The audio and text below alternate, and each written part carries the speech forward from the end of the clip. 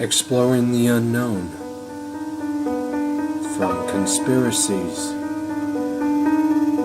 to mysteries, you are entering the conspiracy sector.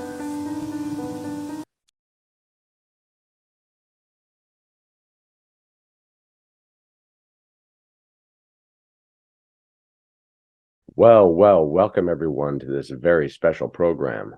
I'm your host, Aubrey Batchelor. Sailing the superstitious knowledge ship with me is Chris Jacobs, and you are entering the conspiracy sector. We hope you've been well since our last episode, which, Halloween has come and went by again already. And here we are into the festive holiday eating times of Thanksgiving and Christmas. So it's only going to get stranger, and we got a good one for you today. Chris, how you been?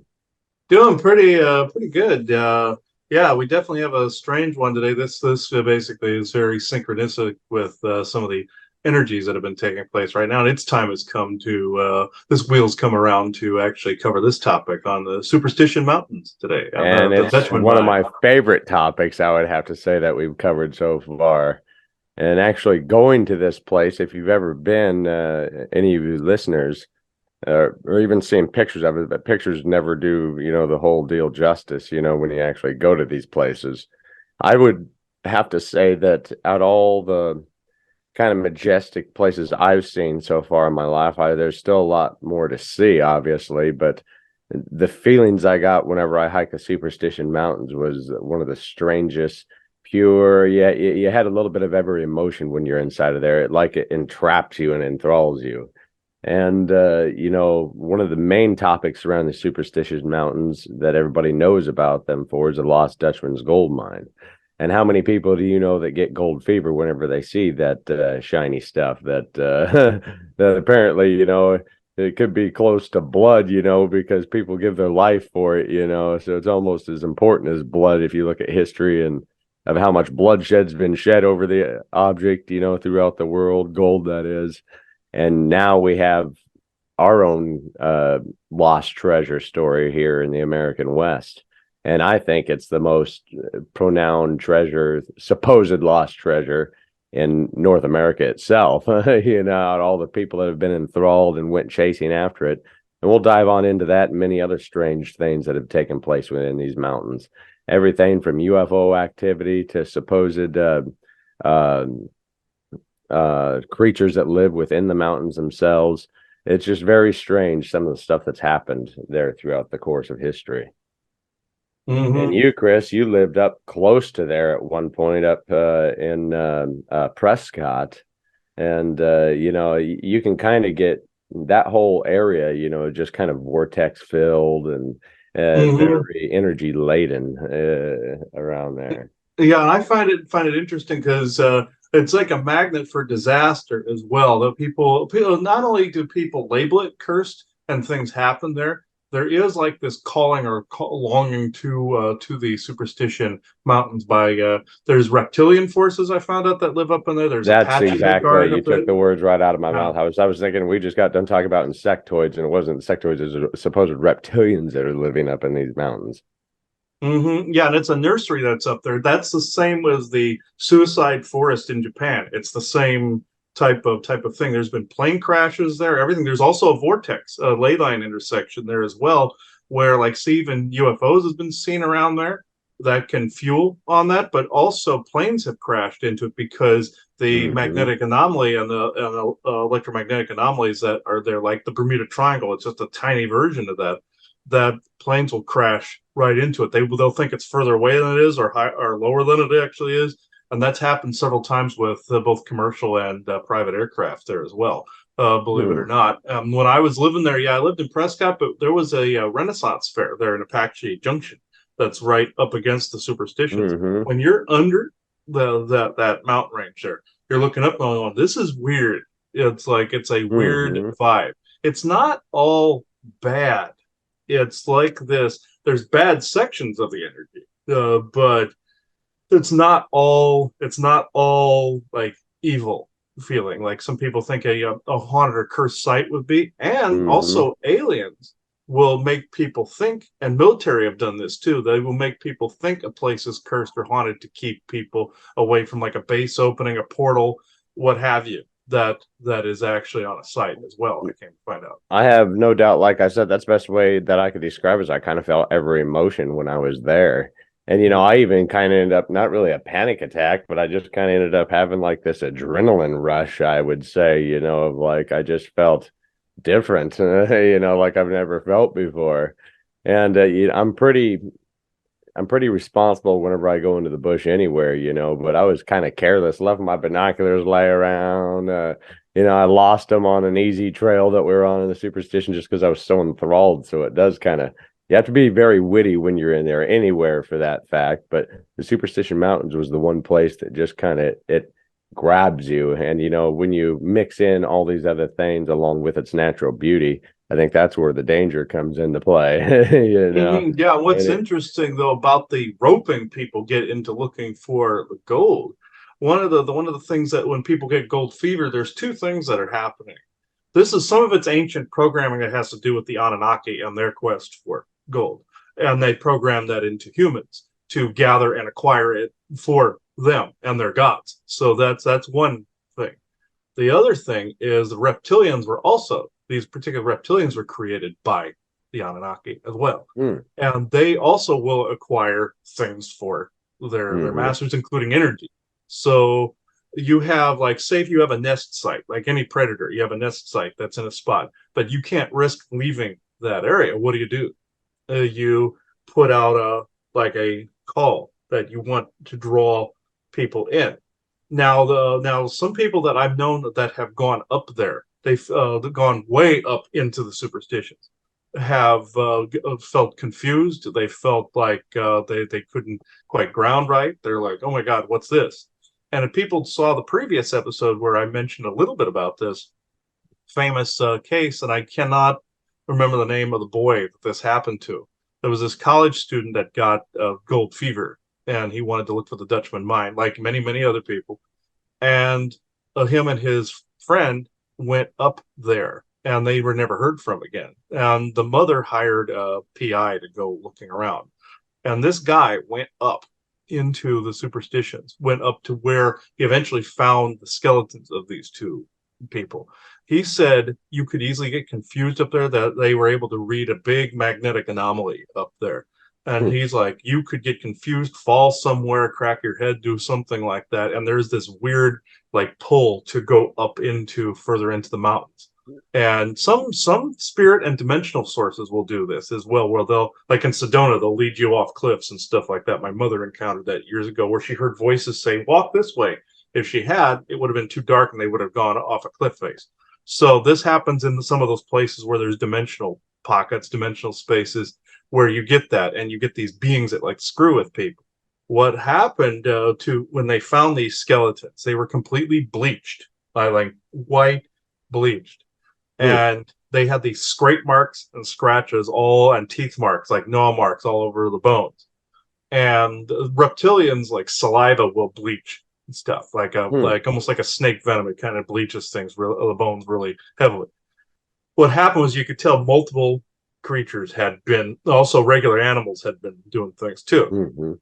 Skeletons weren't wearing any clothes at all.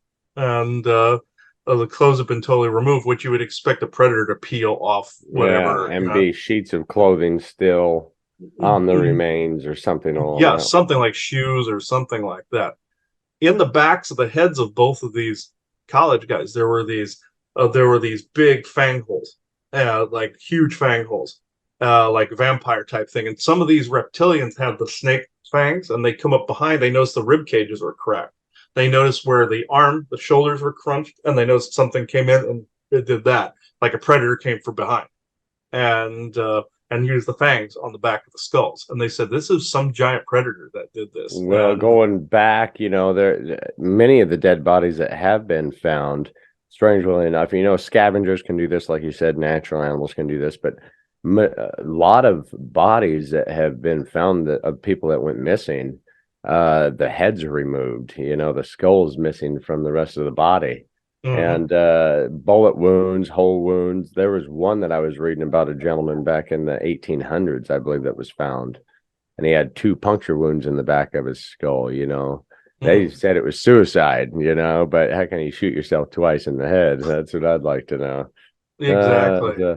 Maybe that was a possible reptilian attack back in the day, before mainstream mass reporting.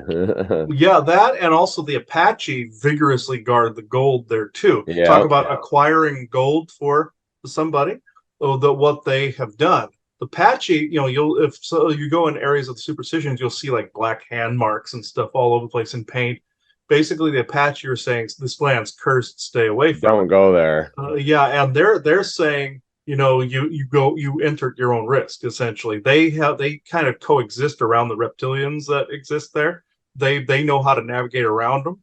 It's just like on the East Coast, there's a cryptid up here that's like a spider. That's an episode in and of to itself that actually has killed children and everything. It's like this spider crustacean thing that comes out of the Hmm. ocean.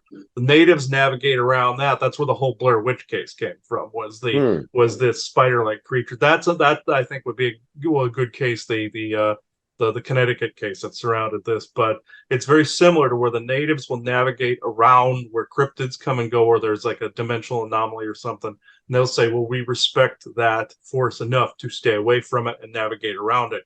And so they not only they're warning people to stay away from that, they don't want people finding the gold. And Hmm. the Apache are intertwined into this tale as well, where according to what I understand, they found the Dutchman mine already, Hmm. and they have just added it to what they already found. The U.S. government pulled out a ton of gold in the different area of Arizona that would have by tunnels connected to some of the superstitions as well. Hmm. But it was a different area of Arizona, close, but it was a different geographic area, and they removed billions of tons of gold out of there. What the Dutchman found was like part of this vein that connected to this gigantic thing. If he had been able to go a little further, he would have found all of this other.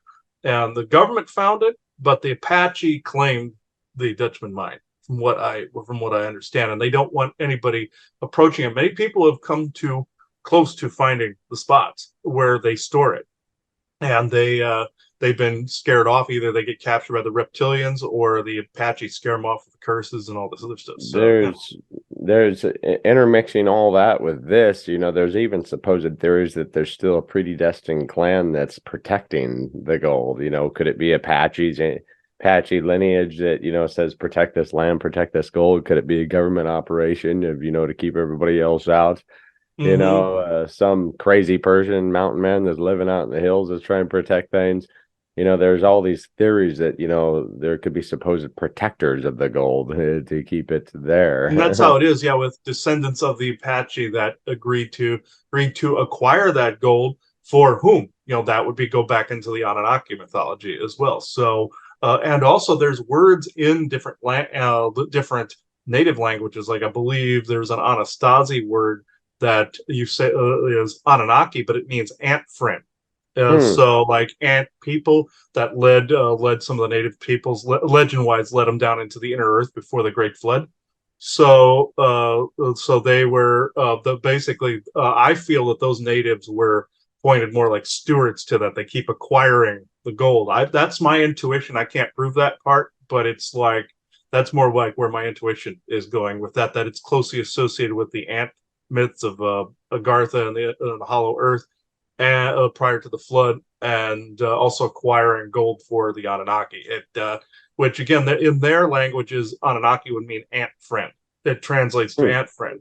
In ancient Sumerian, it meant those who from the heavens came, so that there's a common word across the globe for Anunnaki or Anu. So, but Anu also translates to Odin in Scandinavian mythology. So, but when it's associated with the native tribes, you can clearly see how it would be very associated with gold.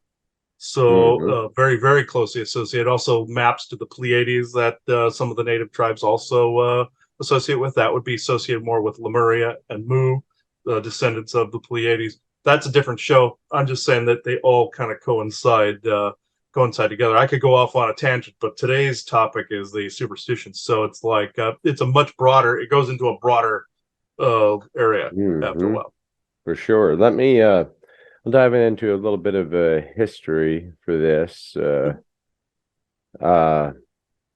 I'll read a little article here from it's from superstitionmountain.com, ironically enough. It just gives a little private overview of the history there. And like we were saying, we talk about Apache Junction, you can see the Superstition Mountains right, above there. It is pretty majestic. And the person that wrote this article starts it off by saying our private golf course community here in Arizona has one of the most majestic Arizona landmarks in its background. In fact, next to the Grand Canyon, the Superstitious Mountains are the most photographed and painted sites in the state. Discover how these majestic mountains got their name and the many legends surrounding our community's beautiful backdrop. Experts believe the Superstition Mountains were formed more than 18 million years ago by volcanic activity. And, they just believe that. Do they know that for a fact? Who knows?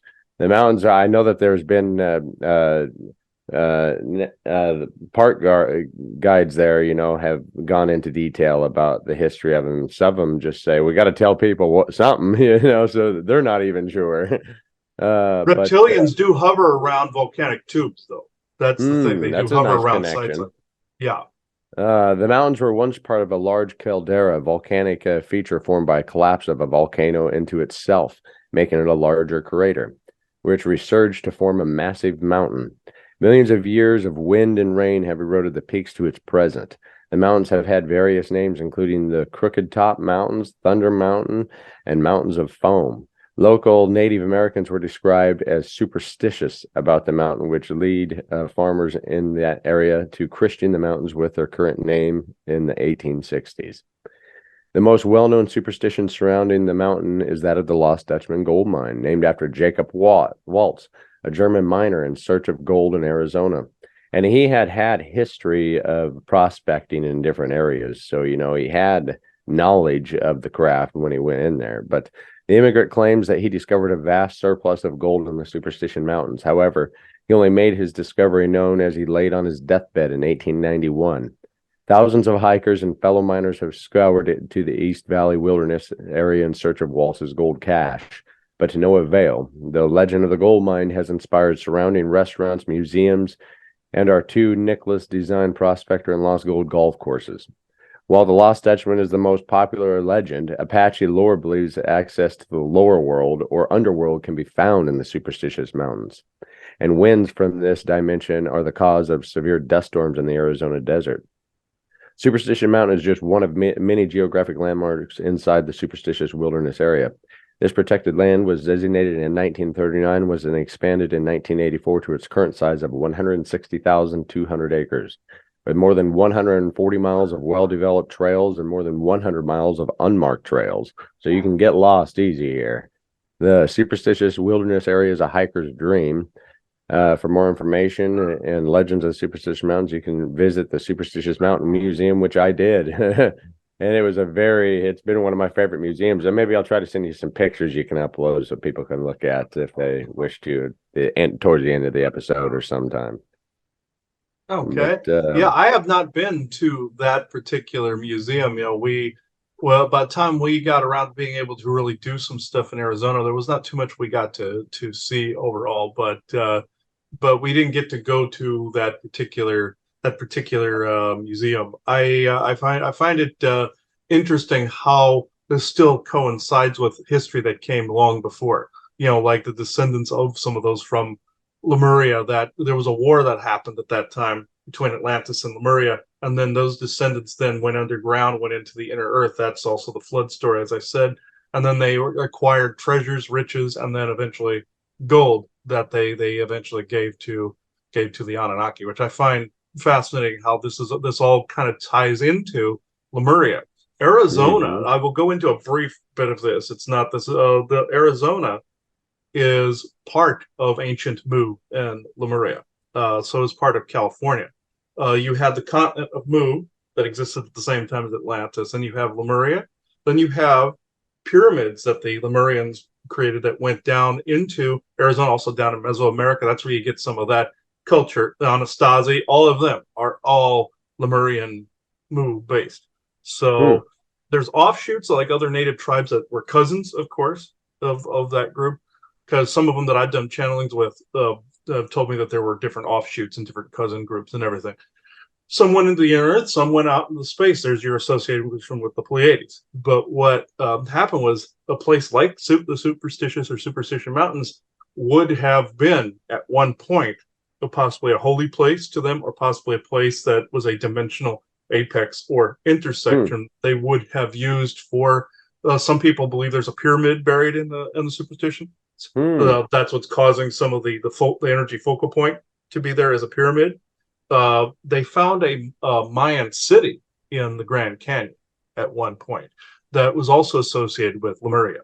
So I believe that the Superstitions are also another stronghold or a city of some sort of the Lemurian Empire back then, or their particular consortium, because they have found other native groups that over time have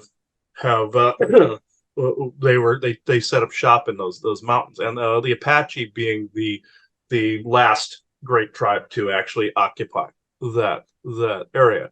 And so these are all descendants, essentially, even these other native tribes that were more tribal or more primitive than the technologically advanced counterparts.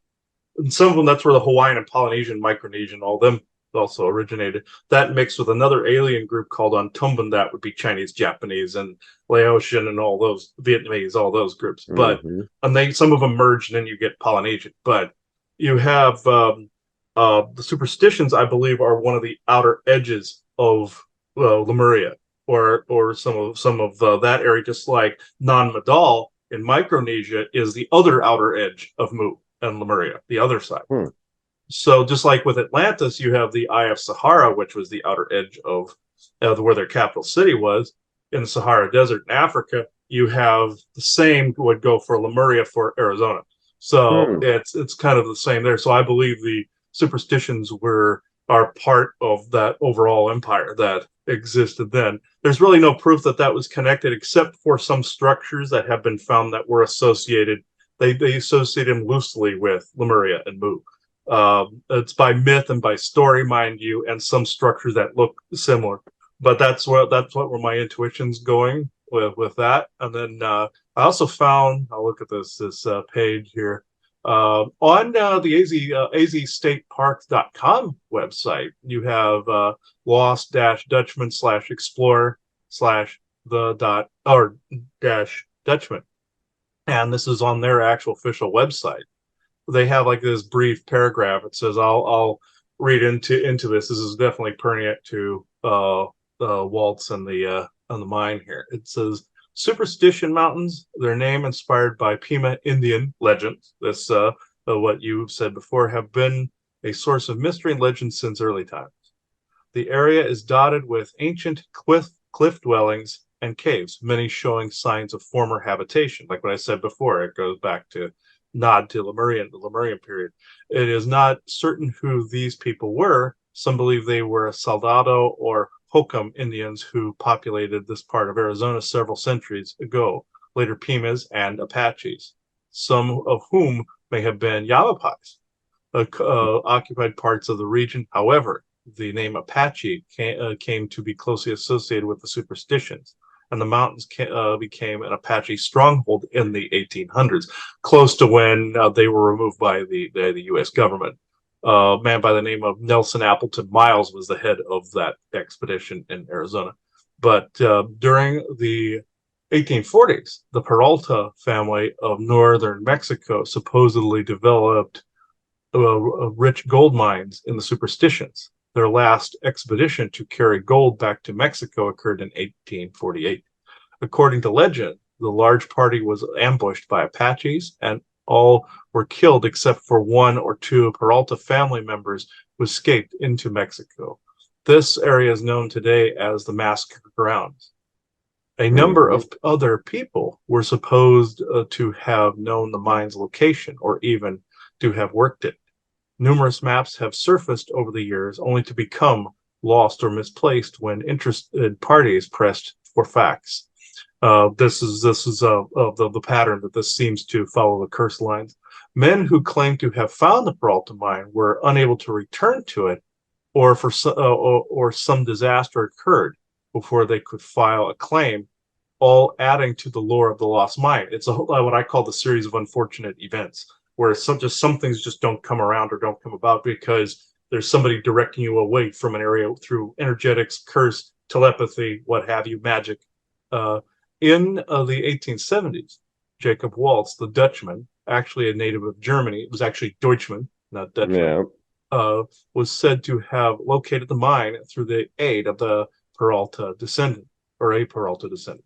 Waltz and his partner, Jacob Weiser, worked the mine and allegedly hid one or more caches of gold in the Superstition.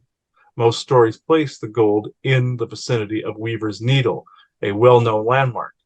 Weiser was killed by Apaches, or according to some, by Waltz himself. They just don't know.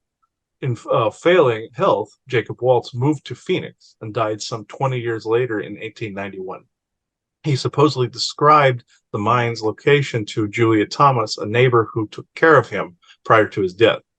Neither she nor dozens of other seekers in the years that followed were able to find the Lost Dutchman mine. Subsequent searchers have sometimes met with foul play or even death, contributing to the superstition and legend that surround these mountains. Many versions of the Lost Dutchman mine story exist, and several books and films have been done on the subject. This is right on the main of the website about basically their AZ State Park's website. This is I found that interesting. I found that this morning, that just categorized that portion of the story.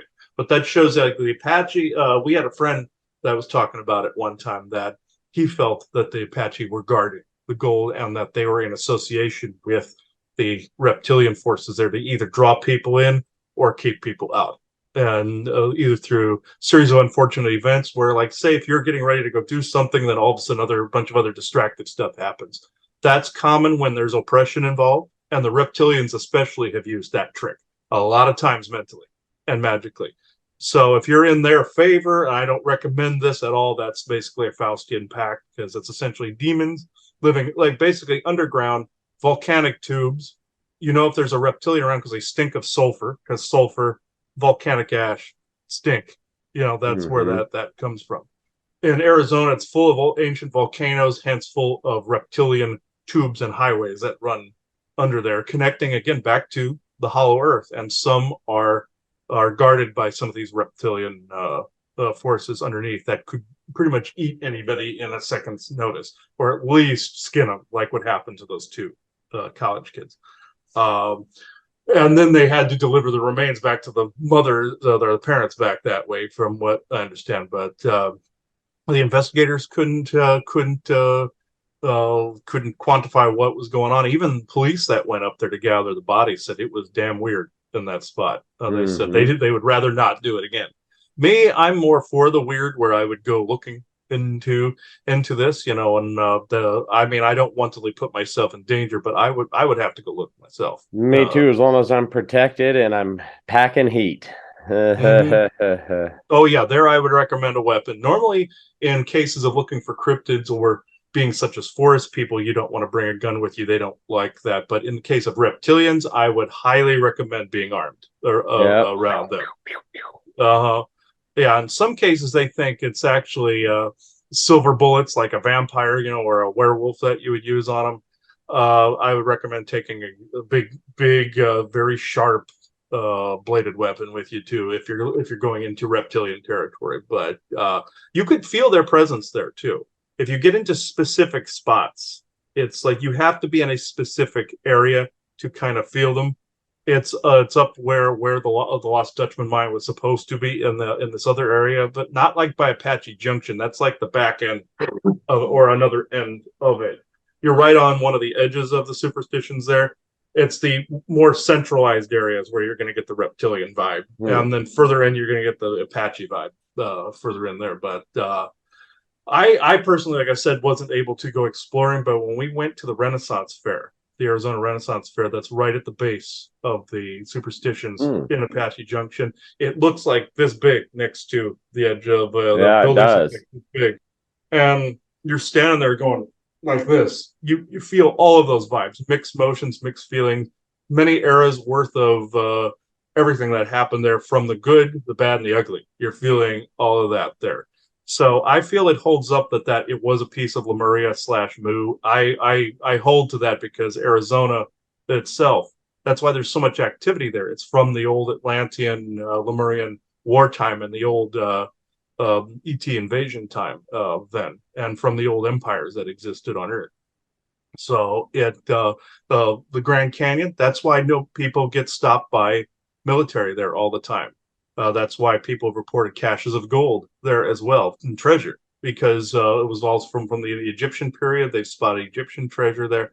Everybody went there to store riches, and the same goes with the Superstition. So there are more than likely other caches of riches there other than the Dutchman mine. There's Jesuits that have stored things there as well. There's Apache. There's multiple other groups that have stored there as well, because it was a holy place at one time, and then it got converted into gifting the Anunnaki their gold.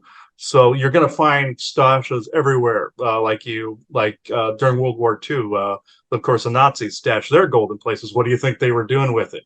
Who do they think they were giving it to? Reptilians. So it's like it's the Anunnaki / Orion / reptilian. So yeah, that's if you go with the David Icke portion of things. But yeah, that's. But I find it very interesting at how it all connects.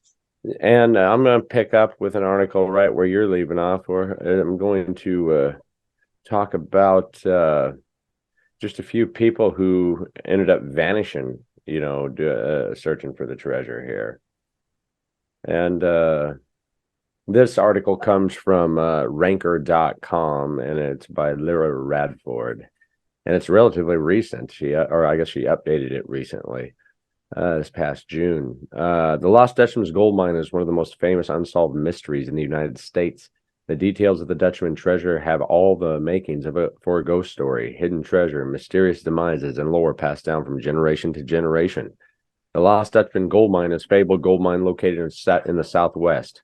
Though its exact whereabouts are unknown, many believe it's hidden in the Superstitious Mountains, and its rumored curse falls upon those who try to find it.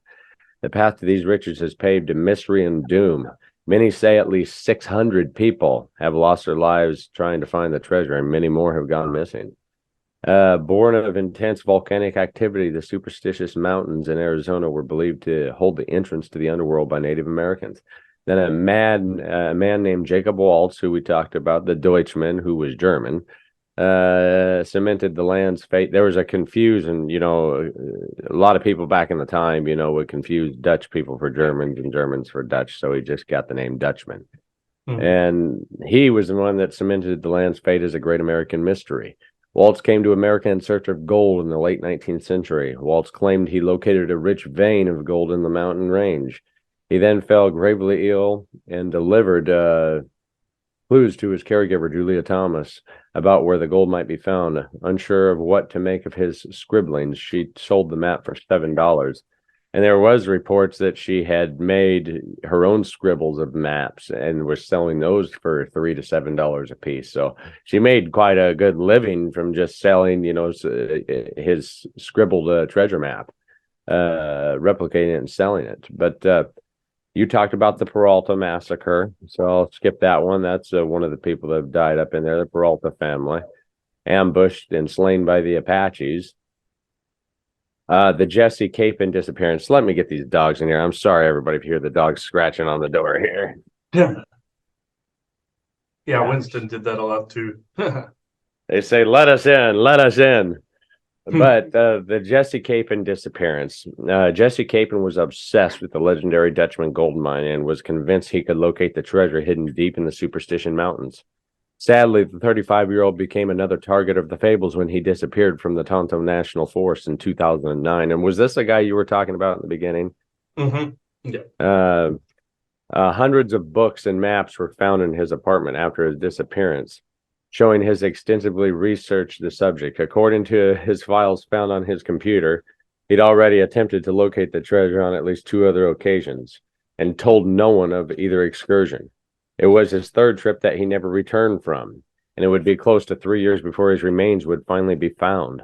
Volunteers with the Superstition Search and Rescue Organization found Capin's remains wedged in an impossibly tight crevice, about 30 feet off the ground. He may have fallen from a ledge above the crevice and somehow got wedged in, but his official cause of death remains unknown, or at least unreported.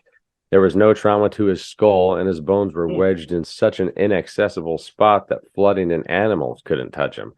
Could this possibly be, the reptilian demise of, hey, come this way, come this way, come this way, enthrall me, enthrall me. And they'll have you walk right off a cliff too. And that's interesting. They said no trauma to the skull. That story changed then because that either that Mandela affected or they covered up part of that tale too. And then we got Dr. Adolf Ruth, who set out on a 2-week voyage through the legendary Superstition Mountains in 1931 in search of the lost treasure. He never came home. The initial search party found no trace of him, but then in December 1931, they found a human skull with 2 holes from a .44 caliber. They determined it was Ruth that had been hit in almost point-blank range, and somehow his head detached from his body. The rest of his remains, some personal items, and a fully loaded piece were discovered in January 1932, about 3/4 of a mile away from where his skull was discovered. Investigators at the time figured Ruth had taken his life, but many believe he was slain. One authority questioned how the purported .44 caliber used to shoot Ruth had no bullets missing. Ruth's checkbook contained a handwritten note claiming he discovered the mine and ended with the phrase "Veni Vidi Vici." And I forget what that means, but we came, we saw, we conquered. That's Italian for we came, we saw, we conquered. All right, good job there. Yeah. But he was the one, I believe, he was slain with a .44 caliber, but there's no bullets missing, out of the gun. It just doesn't make any sense. James A. Cravey had his head removed in the Superstition Mountains. This, like I told you, there's a whole host of people that have their skull missing. In the 1940s, 62-year-old treasure hunter James A. Cravey made an attempt to locate the gold mine, but was later found deceased in the wilderness of the Superstition Mountains. His headless body was discovered first. It wasn't until 6 months later that his skull was found. His journey to find the mine was a huge spectacle at the time. He traveled to the mountain via helicopter. Before leaving, he purportedly told his friends he knew exactly where the gold was hiding. He set out for 10 days to find the treasure and asked the pilot to come back in for him. But when the pilot arrived, Cravey was nowhere to be seen. His camp was intact and only 2 days' worth of food had been eaten. No one knows why Cravey had his head removed or who slew him.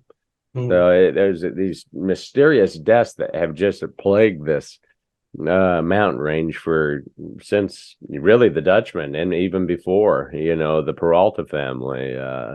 It just has always been kind of gruesome up in there, really. Yeah, and so it shows how some history can be forgotten, and then you don't know the reason why a site is the way it is. One time we saw a special where it was about cursed places. Like, how do you know this wasn't like a technological site at some point where there was some chemical dump or radioactive dump or something like that, or an alien base or something like that, and it fell into disrepair or fell into legend somewhere, and now nobody remembers the history that came before, and so they see it as cursed or see it as unlucky, or it was somebody else's territory that the map lines have been forgotten. And that's how it is with the forest people or the Sasquatch people too, where the natives had a war with them, and there were lines drawn on a map where the forest people will now show where their territory is with broken branches and stick X's and things like that. But it was a bit of history that was forgotten, and nobody knew why those patterns were being followed. They were showing the lines on a map that had been forgotten. So that's how it is. I'm thinking with the superstitions as well. It could be somebody's territory or something they conquered or claimed. Nobody knows that now because that history is gone. And I came to find out about with some of the other sites that are out there, like if the Draco claimed or the reptilians claimed an area and nobody remembers, it's fallen into legend. There's even a more obscure legend that people don't always look into that's associated not only with the Superstition Mountains but Arizona in general, about being a cryptid called the Blue Devil. And the ASU likes to use the Blue Devil as their mascot and all this other stuff. Well, it also they show pitchfork and all this. This has to do with, again, the Hollow Earth. This has to do with reptilians and also fish aquatic like beings that were in that area too, because that was an ocean many millions of years ago. And there was a Mer cryptid variant that was in that area as well, and also reptilian hybridized DNA as well. That's why some of the Anunnaki are associated with fish and all those type of situations like that. But that also had to do with superstitions, and those creatures also had long fangs in the back, like a snake, but they were more fish like a vampire fish would be, like the ones with the large underbite. It was kind of like that. So you more likely the reptilians are there are part aquatic, part land bearing. That some of them just evolved differently or were genetically engineered differently. But that's a more obscure story some people don't know about, is the legend of the Blue Devil. There and it's Interesting. associated with, again, the superstitions as well. So in that area, it's not very commonly talked about. I mean, of course, you have that as a mascot, like ASU and sports teams use it and everything, but they see it as something goofy or some cartoonish like thing. And no, not a lot of people don't know some of the origin points of that. So, and the mines that are all scattered through Arizona, some people said they've spotted a blue devil or a bluish reptilian type creature in the under mines that were scattered through Arizona. So, it's a superstitions got linked with it after a while. Very interesting. Mm-hmm. Let me dive back into just a few more here, and the missing skulls continue. It was early in 1952 when Joseph Kelly of Dayton, Ohio, decided to go in search of the lost fortune, and he was never seen alive again. Kelly was eventually found near Weaver's Needle 2 years after he disappeared. He had been shot in the head. There are no leads on the identity of the shooter. And one person even claimed that survived it said he was shot at by a sniper for 2 straight days and came out of the mountains, telling everybody about this. That same year, 2 California boys named Ross Bleely and Charles Harshbarger vanished out of the Superstition Mountains. Their cadavers were never found. James Kidd vanished in the Superstition Mountains. The only thing shrouding a more mystery than James Kidd's demise is his life. He had no family and a ridiculous sum of money, mostly from investments, but where he got the cash to invest in the first place remains unknown. He spent a considerable amount of time poking through the... Jesus. His dogs are going crazy. There must be something superstitious going on in my house right now. Stella! Get over here. Gosh. But you take over. Let me take care of these mutts. Yeah, okay.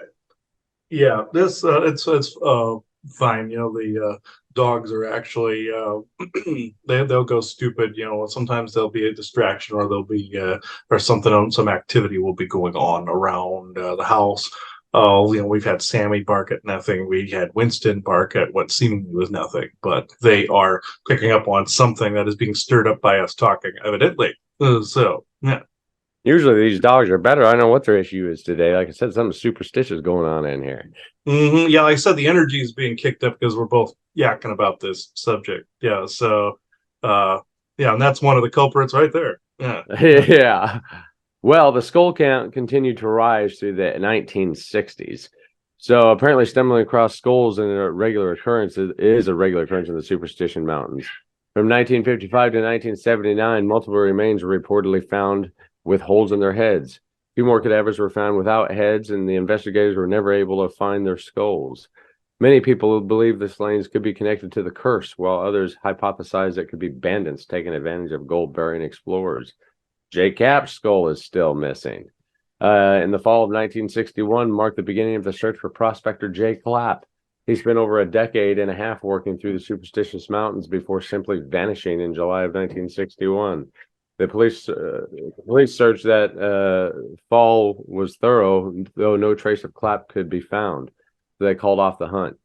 3 years later, they found his headless skeleton. His skull still hasn't turned up. The madman of the superstitions was slain. This was an interesting guy. His name was Elijah Rivas. And looking into his history, he was relatively a pretty nice man, even though he's extremely introverted. But somebody went up to his house, he'd invite him in for cake and coffee, basically. But if you could stand his smell, because he would rarely bathe. He just looked like your basic crazy looking mountain man, all right? And he even supposedly would scare the Apaches off because he'd run naked throughout the canyon, throughout the hills, shooting his gun off. And they thought that he was a crazy man. So Elijah Rivas was quite the character. He convinced the local Native American tribe that he was off his rocker by running around without clothes through the canyon with knives. and guns. They decided to steer clear of Revis, and so did just about everyone else. He settled in the wilderness of the Superstitions Mountains back in 1872 and became known as the Madman of the Superstitions. In 1896, his decomposed remains were found. Allegedly, 2 Easterners were out looking for the lost mine the same year Revis's cadaver was found, and they were never seen again. So it's just this continuation. It's like the curse of King Tut. You know, you go looking for this treasure, and you're just going to be cursed looking for it. And this one is strange too. Someone went missing in 1958 and left no clues to their identity. The identity of a person or people who disappeared in April 1958 remains a mystery. That year, a deserted campsite was discovered over on the northern outskirts of the mountain, and the scene was grim. Things like cooking tools, cleaning supplies, a Geiger counter, and some personal letters were left behind, but most disturbingly was the blood-soaked blankets. Strangely, someone had torn the names and addresses from the letters, and no trace of the occupants was ever found. Then we have rocks hurting people, rock slides, things of that nature. And this one I thought was very interesting. Mystery woman of the Superstition Cave. In 1910, the skeletal remains of a woman were found in a cave high up on the Superstition Mountain. Allegedly, she had a small sack of gold nuggets with her, but there were no signs of what possibly could have entered her or remnants of any type of clothing. It appears as if the woman found some gold and just perished. So it was like, there's the curse of the gold right there. More than likely, like with the naked guy, for instance, more than likely something was either driving him insane, or like what I sometimes will tell people to drive some of these aliens off and some of these cryptids off that are negative is you got to convince them that you're nuts. So more than likely that guy found that particular secret too. You got to convince them that you're off your rocker a little bit. Like when I have encountered grays and such like that, like in Vegas, we encountered one in our hotel room, and I telepathically made them think that I was going to decorate the walls and their entrails and everything. So so I made them. I heard in my head, oh, he's crazy. We're going to stay away from him. He might do it. You know. So yeah, if you convince some of them you're nuts, they'll leave you alone. He probably did that as a defense move of some kind. But also he could have been driven to that on the flip side of the equation, driven to that by negative telepathy bombarding him 24/7 too, from the reptilians. So I feel that's a little bit of both, where also they probably wanted him without clothes on, because then that made it so they didn't have to strip him down and eat him too. So it was so that's also a possibility. There's a cryptid out this way called a face eater. That's a type of negative troll baboon cryptid. That's controlled by like the same way the Draco are, with like an AI alien thing going on. But these guys will get their victims to strip themselves down, lay their clothes on the side of the road, leave their car door open, and just walk into the woods naked and never be heard from again. So it's kind of on a similar thread or similar note there. But that's mainly an East Coast thing. But that's probably a show in and of itself is about them as well. But the or the Beast of 1,000 Shoots or something, or whatever it's called. But that particular incident, those instances do not surprise me. But on the flip side, to be fair, the Apache also, I feel, are doing some of these to keep people away. Like the woman with the bag of gold, they could easily also be cursing people to stay away as well. They could be also the thing with the heads. The reptilians, do they eat the brain matter? Yes, they do. That's why the fang holes in the back of the head. They can take the whole head. Now, could the Apache be also doing that to keep a myth going, say, if the reptilians were no longer present too?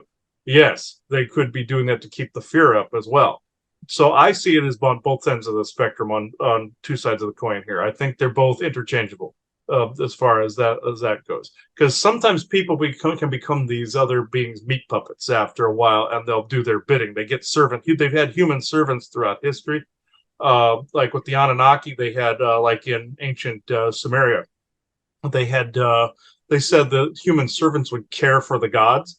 Gods don't need to be cared for. They were basically these vampiric beings, that some of them that were basically eating these servants. It was the same identical thing that was going on post Orion invasion on the planet. So that's essentially still linked to the same history, as far as I'm concerned. And you mentioned the word troll. I got a human troll for you too. And this is actually a snapshot that I took when I was at the Superstitious Mountain Museum. It was by a figure, somebody that we haven't talked about today, yet another character of the Superstitious Mountains. His name was Hacksaw Tom, all right? And he looked like something that might be out of like a 1900 Purge movie. He wore like this old grain sack mask with holes cut out in it, had a sawed-off shotgun. He would never harm anybody. He wouldn't beat him up. He wouldn't never shoot anybody. He just hold them up when they at this road in the Superstitions. So people actually ended up going out there just to be robbed by him, to say that they got robbed by Hacksaw Tom. And between 1905 and 1915, it was reported that a bandit was robbing wagons and stagecoaches on the Apache Trail. A steep grade in the Fish Creek reduced vehicles to a crawl, where he could easily ambush travelers. He was nicknamed Hacksaw Tom by the drivers he held up. Despite his outlaw activities, Hacksaw Tom never fired a shot. He became an expected attraction for travelers on the trail, and some stagecoach drivers took their friends along just so they could say they had been held up. Hacksaw's take was considered the toll for the privilege. You know, I'm the toll troll, and you're going to pay me to pass. And in the mid-1900s, a cave was found near Fish Creek with a military wagon in it. Years later, a small cache was found in the same cave, and it was a carpet bag that contained the items on display, which it was his own personal, collection of items. It was believed that this cave was Hacksaw Tom's hideout, and that the wagon was a military payroll robbed decades earlier. He had a flour sack mask that was just with holes cut out in it. The flour sack is from Mesa Cooperative Mill, Mesa AT.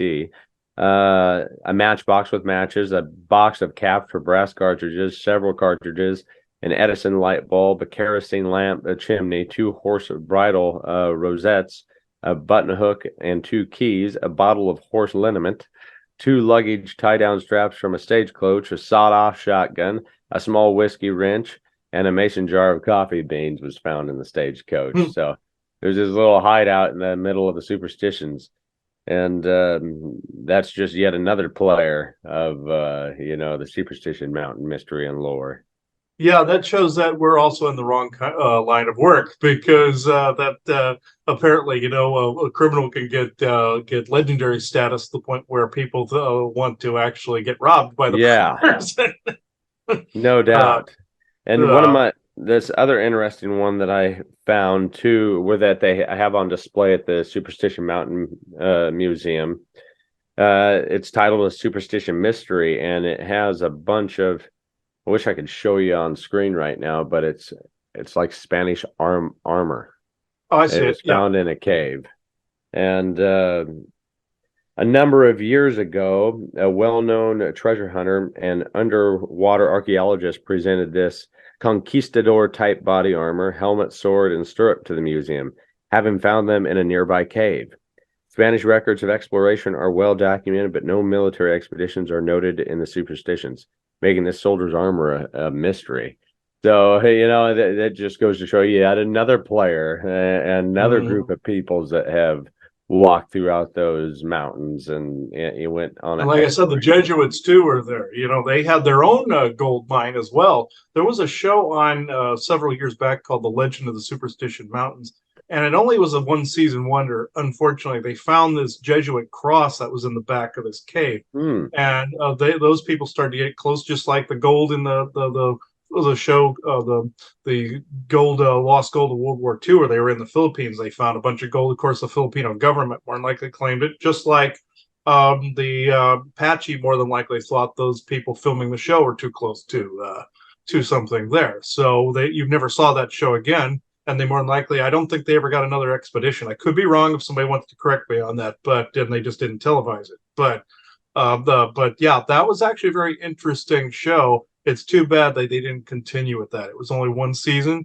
If there have been more seasons, the History Channel app doesn't show it. The internet doesn't show it. So it's where I'm at. So, if there was something that was off the books somewhere. But yeah, I find it very interesting. There's also a lot of copious amount of bases in the area. The military has more than likely found a lot of stuff. I know they found the Mayan city that's in the Grand Canyon. So more than likely they have found some of these sites and have just navigated around some of the reptilian sites and the Apache sites.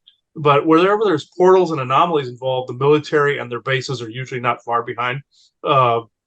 So you got that's usually, if you find a portal or something that the bases aren't around, that means they haven't discovered it.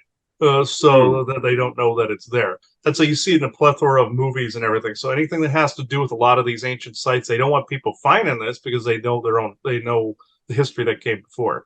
As ancient, or even was just as little bit of back as the Dutchman mine. They just don't want people actually getting out of the house and actually exploring and treasure hunting. So they won't want to discourage that. And they also don't want people wandering into other ETs territory that they've granted some of these ETs as well. So this can all get linked back into that same subject if you trace it back enough. But this, yeah, I think we're at a good spot in the show. Maybe we bring in the galactic portion if you have anything else. Yeah, sure. Okay. Okay. I think we pretty well touched on a lot of things that's going on in the superstitions, and it might sound chaotic, our episode here, especially with the dogs going crazy in the middle of it. Thank you, pups. But with all the information that we've talked about here, you can see all the mysterious people and creatures and events and everything that has taken place in those acres of land there. I wish I had gotten a chance to explore, but you want to go up there fully armed and with a bunch of people with you. You want an expedition. Yeah, I believe so too. I believe so too. At least 4 people. Make it like a group effort. That way, in case of 2 people get hurt or something happens, And also bring phones, walkie-talkies, and everything. And phones tend to not work up there either. So that shows anomaly is up there, like a time fracture or something like the Bermuda Triangle or portal or vortex or something. Like in Sedona, the vortexes tend to make it so electronics don't work too. It's the same kind of principle. So okay. At this time, I open the circle to true benevolence with no conflicting agendas for this channel.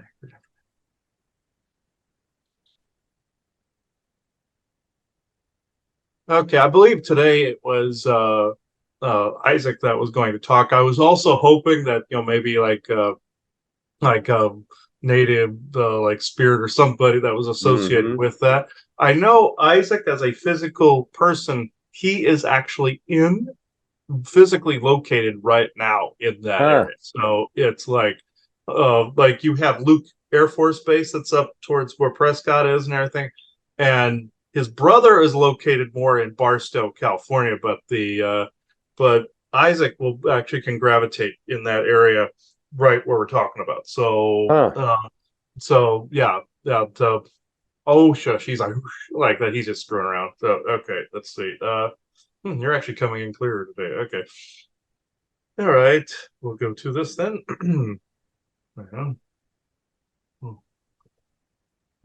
The energies have been rather all over the place since Halloween, a little before Halloween. So they're starting to taper off, and towards the solstice, they usually get revved up again. So Halloween is actually the most chaotic of all. And real quick, that's one other little thing I want to add. I think it's twice a year, summer and winter solstice both, if I remember, or maybe it's just once a year. But they'll cast a shadow on the superstitious side of the superstitions. It looks like a cougar prowling. It looks just like a cougar. Everybody have to Google that. Just type in like cougar shadow superstitious mountains. It's pretty sweet. I'd like to see it at some point.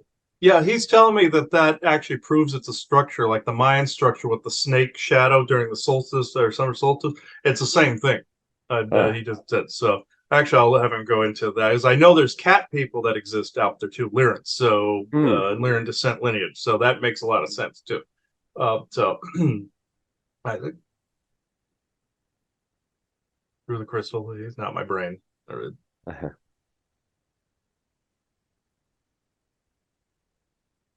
Yes, what he doesn't realize is that I have to use his brain anyway. So this the crystalist allows him to do this for longer periods of time. So like a relay that takes the brunt of the energetic flow, or like a circuit that is dialing down electricity coming to your house. That is basically the premise behind this. What you mentioned about the cougar shadow, that is actually quite prophetic. It is no different than the face on Mars, which is half cat, half human. That is actually showing the alliance between Lyran peoples and humans. This is what he neglected to mention. In this, there are negative and positive cat people that will also eat people, the negative ones, that is, not the positive ones, that would be weird. But the Lyran descent lineages were from the old war times as well, where they colonized parts of Earth post Lyra's destruction and rebirth. That planet has now been Mandela affected back into the sky, but it's from the Lyra star system. That's where they get their name from. The there are descendant lineages of both feral and more sentient-esque type that exist all throughout that area, so like the Sonoran Desert and the like. There, they claim a territory in that area, as do the reptilians, as do the forest people. So, as do the Apache, as do other Mayan descent lineages as well, and Agarthan sects and military alike. And even bat people, you were talking about them prior to the recording. So, there are many of these beings out there, including other different races we don't have to go into at the moment. They've had enough limelight out there. So the cougar is part of an old structure set of structures that used to be there, very much like he just said, the Mayan pyramid that has Kukulkan as the snake going down the pyramid stairs during solstice time, summer solstice and winter solstice.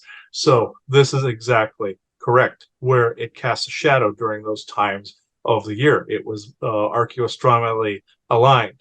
What looks like just a mountain that was formed has a city that has been carved into it. It's just so old, as on the order of not just hundreds of thousands, but millions of years old, that they just kept building and building on top of it. And it became part of the Lemurian, as he said, empire, but empire is a little strong. It's more like cooperative or consortium in that way. Maybe towards the end they were more imperialistic, but the Blue Devil is associated with that too because of the Syrian Lemurian descent lineage. Those would be like blue elves or dark elves in your Scandinavian history, or blue bloods. Some were mixed with fish DNA. Some have the mer tendencies, and this is where you get your Enki, Enlil, and Anu, also an Anunnaki associated with fish, Myrmidon, genetic tampering, and also some of your Jesus mythology with the fish symbol. So this, and also not just him creating bread, loaves, and fish. That would be that would be essentially Enlil, or they're an offshoot of his consciousness thereof. This, though, with the superstitions, is both reptilian stronghold and other weird dimensional cryptids that come and go from the dimensional spaces. The natives that moved in there also saw these. The Apache, some of them became, he says, meat puppet, but that's a little strong. It's more or less a mutually beneficial agreement that has not necessarily Faustian in nature, but is more like a beneficial agenda to leave each other alone and to guard each other's territory. Even though I wouldn't recommend that particular type of Faustian-esque type pact, it is what it is. So I can go into questions if you like. Yes. What are some feelings that you can listen to? What are some of the warning signs if you're coming across an area and you just get a bad feeling? What are some ways that you can help psychically avoid, something going wrong in places like the superstitions, like the feelings you get, or maybe some signs that you see in nature, or some painted symbols or something along that line? For one, as he said, painted black hands and fiery like symbols, for one. Two, there will be basically a feeling of dread in some areas when either A, something's trying to keep you out, or B, something's trying to lure you in or rope you, like he likes to say. You're being roped. Don't go into it. Always go with a group or a larger expedition of people. I would say 10 or more people, because if you go by yourself or with one other, like he said, you're bound to lose your head. Keep your head on your shoulders, because those damn reptilians love to eat brains, not unlike zombies. They can't exactly do anything, so I can actually make fun of them. So with this, you see certain symbols like handprints, Apache symbols, painted symbols. This is akin to almost like a native burial ground. They do not want people near it. They consider the gold sacred, and they offer it still to their gods, as he said, and he was dead on the mark with the Anunnaki link. What also the feelings, the emotions you get, also feelings of dread, feelings of caution, maybe even extreme fear, but also extreme longing to that there's something that you must do there, something that you must do, see, become, witness, something. Now, there's a fascination, of course, of like people that had past lives in that area from native tribes to Lemuria or Mu, but there's also this feeling that you must absolutely have it or must absolutely go there. A gold fever. Not only you're getting that from genetics, but also soul energetics as well. Also, you're getting it from telepathy to draw you in. That's when the Draco nursery, as he likes to call it, needs food sources. That hence the missing heads. So this also happens in some of your major cities since they were built over some such nurseries as well. This is where you get your whole Teenage Mutant Ninja Turtles thing from, because also amphibious and reptilious creatures in the sewers of New York and Chicago. These are built on similar sites from the same era, layer upon layer upon layer, just like your city of Troy was built on layer upon layer upon layer and other historic sites. The superstitions are no different.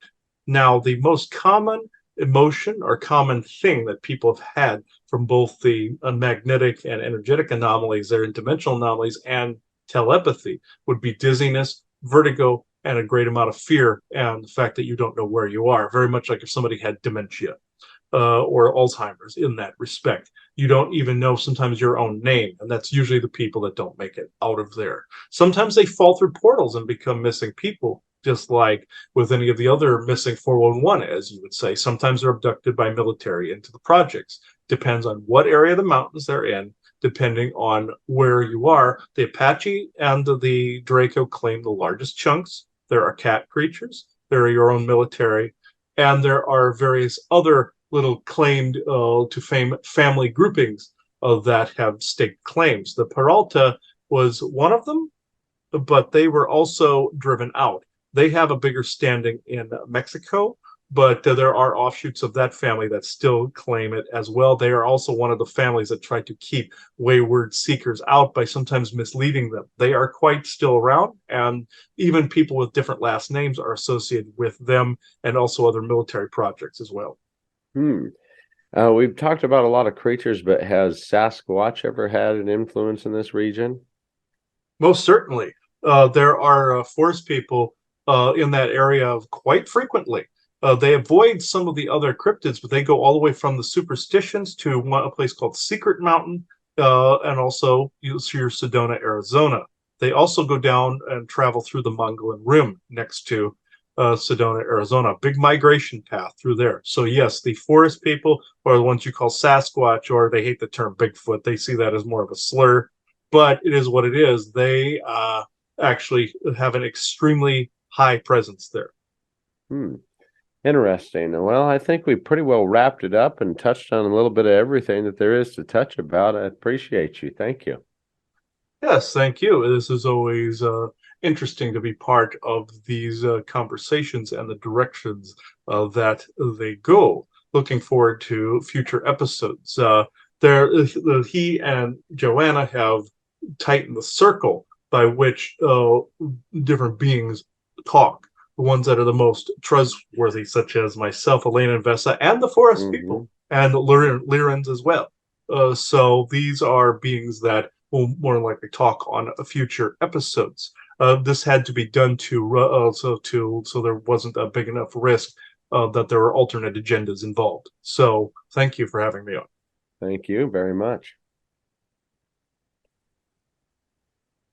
And yes, he was right. We had to tighten the circle. If some people could see the words I have on this shirt that I'm wearing, it says "tighter circle, deeper roots," meaning you've narrowed the circle down to the most trustworthy of beings and people that you have around you, and that's true of life as well. So I made a communication arc for the forest people, Lane and Vesa, Isaac, and we have a miscellaneous one that any true benevolence with no conflicting agendas can speak through. We have one that's just for anybody that shows up that's good. So we've noticed that the circle has tightened quite a bit in the galactic and cryptid area.